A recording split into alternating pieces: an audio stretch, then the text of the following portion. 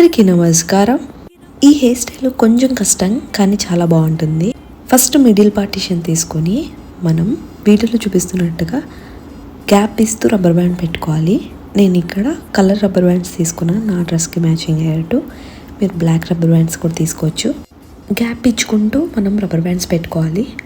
Front చిన్న partition తీసుకుంటే సరిపోతుంది ఈ హెయిర్ స్టైల్కి. మీ హెయిర్కి తగ్గట్టు రబ్బర్ బ్యాండ్స్ పెట్టుకోండి. నేనైతే 4 పెట్టుకుంటున్నాను. సో 2 సైడ్స్ మనం రబ్బర్ బ్యాండ్స్ పెట్టేసుకున్నాక గ్యాప్ ఇచ్చాం కదా రబ్బర్ బ్యాండ్కి, దాంట్లోంచి మనం లేయర్స్ కింద హెయిర్ తీసుకోవాలన్నమాట.